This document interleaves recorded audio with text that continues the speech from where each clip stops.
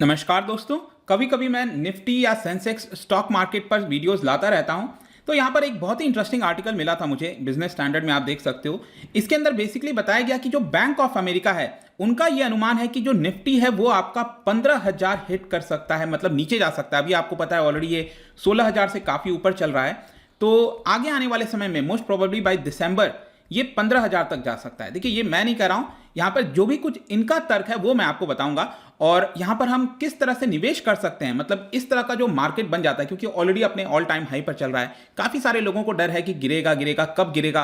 अभी तक तो ऐसा कुछ इंडिकेशन नहीं हुआ था, लेकिन यहां पर जो बैंक ऑफ अमेरिका के द्वारा बोला गया है वो मैं आपको यहां पर बताने की कोशिश करूंगा। काफी कुछ जानने को है। उसके पहले अगर आप यूपीएससी की तैयारी कर रहे हैं या फिर किसी भी स्टेट एग्जाम, बैंकिंग, कुछ भी, तो सिंपली आप हमारे ऐप को डाउनलोड करिए या studyIQ.com पर जाइए। बहुत ही कम दाम पर अफोर्डेबल रेट्स पे सारे कोर्सेज आपको मिल जाएंगे।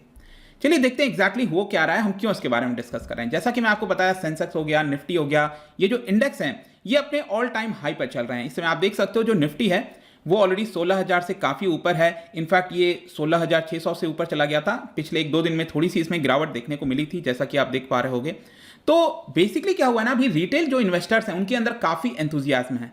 उनको लग रहा है कि लगातार ये बढ़ता जाएगा बढ़ता जाएगा। लेकिन कहीं ना कहीं अब शायद थोड़ा बहुत इंडिकेशन आ रहा है कि ये जो फ्री राइड है ना, ये जो बढ़ रहा था, उसमें थोड़ी सी रुकावट आपको यहां पर देखने को मिल सकती है। और ये इंडिकेशन क्लियरली आपको अगस्त के महीने में देखने को मिलेगा। जो डाइवर्जेंस हुआ है, जो एक प्रकार से जिस तरह का रैली चल रहा था, उसमें थोड़ा सा आपको डाइवर्जेंस चेंजेस देखने को मिल रहा है। स्पेशली मैं आपको एग्जांपल के तौर पर बताता हूं। जैसे कि सेंसेक्स अगर आप देखोगे तो अगस्त के महीने में ये 5.8% राइज किया था। तो इंडेक्स देखने में लगेगा कि यार ये तो बहुत ही अच्छा जा रहा है, लेकिन एक्चुअल में अगर आप ओवरऑल पिक्चर देखोगे पूरे स्टॉक मार्केट का, जैसे कि मिड कैप इंडेक्स। अब मिड कैप क्या होता है, जैसे आपने सुना होगा small cap, mid cap, large cap. ये बेसिकली मार्केट कैपिटलाइजेशन के आधार पर, मतलब उस कंपनी की वर्थ कितनी है, वैल्यू कितनी है, number of shares multiplied by उसका प्राइस कितना है एक शेयर का, तो उसके थ्रू हम पता लगा लेते हैं कि उस कंपनी की वर्थ कितनी है। तो जो मिड कैप होता है, मिड कैपिटलाइजेशन, उसके अंदर जो कंपनीज आती हैं उसको मिड कैप कंपनीज कहते हैं। जो छोटी कंपनीज होती हैं उसको स्मॉल कैप कहते हैं।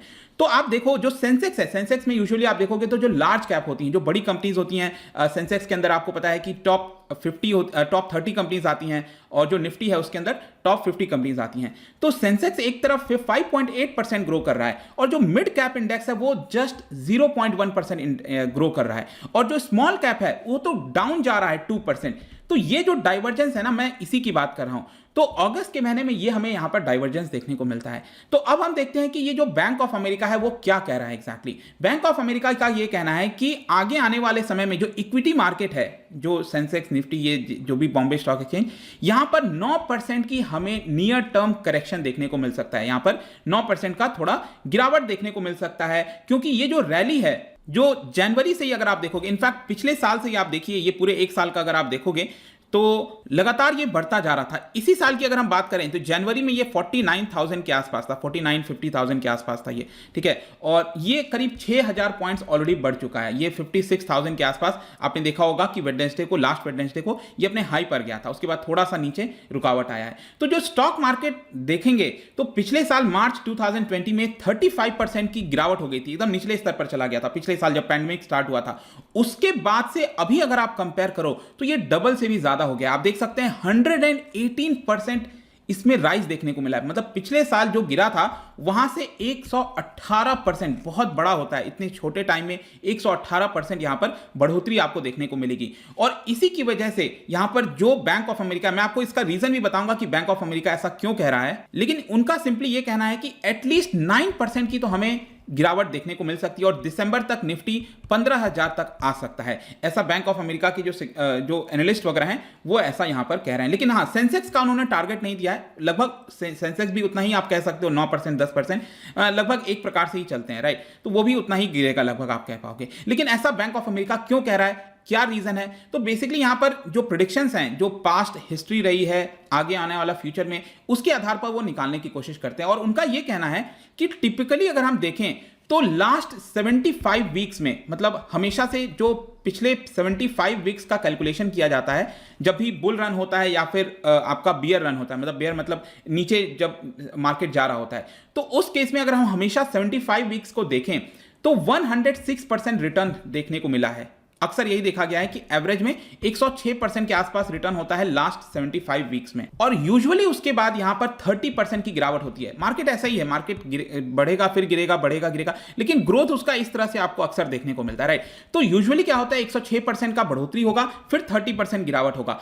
प्रेजेंट में अगर आप देखोगे तो ऑलरेडी पिछले 73 वीक्स में ये 118% ग्रो कर चुका है। मैंने आपको क्या बताया कि बैंक ऑफ अमेरिका हमेशा से ये देखता है कि पिछले 75 वीक में किस तरह की रैली रही है, उसमें उनका कहना है कि 106% का रिटर्न होता है और फिर यहां पर 30% की गिरावट होती है।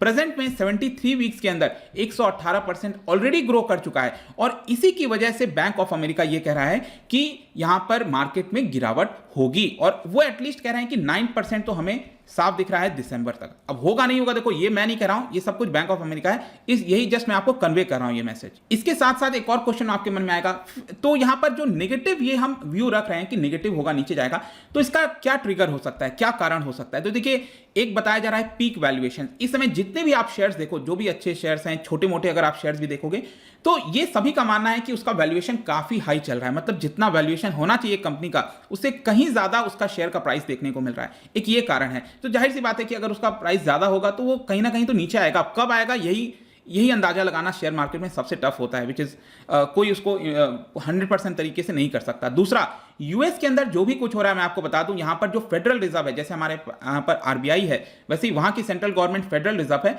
वो टैपरिंग टॉक की बात कर रहे हैं। देखो, टैपरिंग का मतलब है कि अभी तक बहुत सारा सप्लाई किया जा रहा था मनी सप्लाई, मतलब मार्केट में लिक्विडिटी काफी बढ़ाई जा रही थी। अब वो लिक्विडिटी में धीरे धीरे रुकावट करेंगे। तो यूएस की वजह से अभी जो भी कुछ हुआ था पिछले 2-3 दिन में, अगर आप देखोगे, उसी की वजह से नेगेटिव इंपैक्ट भारत के मार्केट पर आपको देखने को मिल रहा होगा। इसके अलावा यील्ड के बारे में मैंने ऑलरेडी बहुत सारे वीडियोस बनाए हैं, जो बॉन्ड यील्ड्स वगैरह होता है उसमें राइज देखने को मिल रहा है, तो ये एक प्रकार से नेगेटिव काम करता है मार्केट के लिए। उसके अलावा डॉलर मजबूत हो रहा है, डॉलर मजबूत होगा तो जो पैसा है फॉरेन इन्वेस्टर्स का वो वापस जाएगा, ठीक है, तो ये भी एक कारण हो सकता है। इसके अलावा आईपीओ अगर आप देखोगे, जो इनिशियल पब्लिक ऑफरिंग है, वो भी एक इंडिकेशन देता है कि मार्केट किस तरह से रिएक्ट कर रहा है। बेसिकली अभी तक आईपीओ में बहुत अच्छा रिटर्न आ रहा था, लेकिन पिछले कुछ हफ्तों में जो रिटर्न है उसमें आपको रुकावट देखने को मिलेगी। मतलब रिटर्न आ रहा है, मैं ये नहीं कह रहा हूं कि आईपीओ से रिटर्न नहीं आ रहा है, लेकिन जो रिटर्न पहले आ रहा था उससे काफी कम हो गया है रिटर्न आईपीओ में भी, ठीक है। तो ये सारी जो चीजें मैंने आपको बताया, ये नेगेटिव ट्रिगर की तरह काम करेंगी, जिसकी वजह से बैंक ऑफ अमेरिका कह रहा है कि मार्केट नीचे आ सकता है। और साथ ही साथ जो रिटेल पार्टिसिपेशन, मैंने आपको ऑलरेडी बताया, आप देखो रिटेल पार्टिसिपेशन मार्च 2020 में, पिछले साल, जो ओवरऑल पार्टिसिपेट करते हैं ना मार्केट के अंदर, उसमें से 45% कॉन्ट्रीब्यूशन रिटेल का होता था।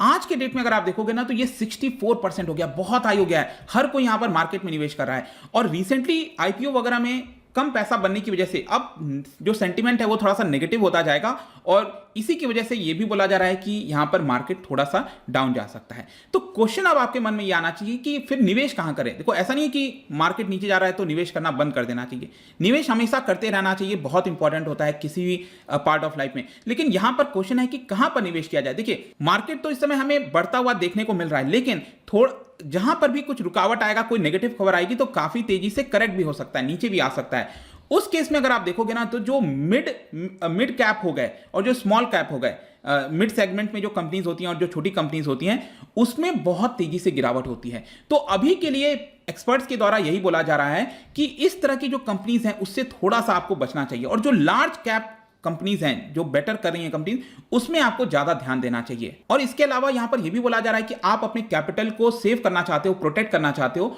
तो उन कंपनीज के ऊपर ध्यान दीजिए जिनका बिजनेस फॉरेन, मतलब कि भारत के बाहर ज्यादा वो उनका फोकस रह रहा है, मतलब वो बिजनेसेस जिनका कारोबार भारत के बाहर में ज्यादा है, उस कंपनीज के ऊपर थोड़ा फोकस करिए। इसकी वजह से आपका शेयर का जो प्राइस है वो बहुत नीचे नहीं आएगा, आपका कैपिटल प्रोटेक्ट रहेगा। और एक और यहां पर मैं आपको चीज बताता हूं, एसटीपी के बारे में बोला जा रहा है। देखो, एसटीपी होता है आपका सिस्टमैटिक ट्रांसफर प्लान। जो एक्सपर्ट्स हैं ना कई सारे, वो कह रहे हैं कि लोगों को इस समय सिस्टमैटिक ट्रांसफर प्लान में जाना चाहिए। तो क्वेश्चन आता है कि ये है क्या एग्जैक्टली।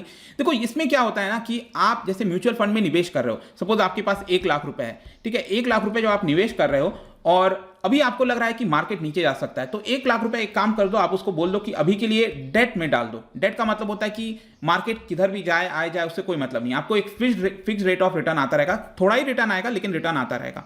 फिर क्या होता है कि सिस्टमैटिक ट्रांसफर प्लान में आप अपना प्लान को ट्रांसफर कर देते हो, आप उसको बोल देते हो कि हर 6 महीने पे एनालाइज करना और देखना कि इसमें से क्या पैसा इक्विटी में आप डाल पाओगे कि नहीं। तो 1 लाख में से अगर म्यूचुअल फंड वाले को लगेगा कि 50,000 रुपए हमें इसमें इक्विटी में ट्रांसफर कर देना चाहिए, तो इक्विटी में ट्रांसफर कर देगा। तो मार्केट के आधार पर वो पैसा इधर उधर होता रहता है, ठीक है। आप तय कर सकते हो कि हर महीने आपको चेंज करना है प्लान या फिर हर 6 महीने पर, 1 साल में, वो आपके ऊपर निर्भर करता है। लेकिन ये भी एक बहुत ही अच्छा तरीका होता है, मतलब मार्केट के हिसाब से वो इधर उधर पैसे को डाइवर्ट करते रहते हैं।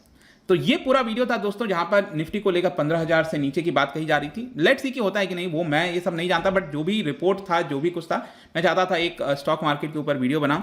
और जाने से पहले एक इंटरेस्टिंग क्वेश्चन, क्या बता सकते हो कि पहला computerised online stock exchange Bharat के अंदर कौन सा है? एक्सचेंज तो बहुत सारे हैं, ठीक है, सबसे फेमस तो national stock exchange, Bombay stock exchange, ठीक है, MCX कमोडिटी। तो क्या बता सकते हो कि पहला कंप्यूटराइज्ड एक्सचेंज कौन सा था भारत के अंदर? इसका जो राइट आंसर है आपको पता ही है, मेरे इंस्टाग्राम पर तो मिलेगा ही, वहां पर अगर आप नहीं हो कोई बात नहीं, टेलीग्राम से भी ले सकते हैं इसका सही उत्तर। मैं कई सारे एमसीक्यूज यहां पर डालता रहता हूं स्टोरीज के फॉर्म में, आप जाकर प्ले कर सकते हो। बाकी अगर आपको PDF चाहिए तो टेलीग्राम पर आइए, अलग अलग सोशल मीडिया पर भी आप जुड़ सकते हैं। साथ ही साथ अगर आप UPSC की तैयारी कर रहे हैं, कोई भी exam, simply download our app. I hope कि ये वीडियो आपको पसंद आया होगा। मिलता हूं आपसे next time, till then thank you very much, see you soon.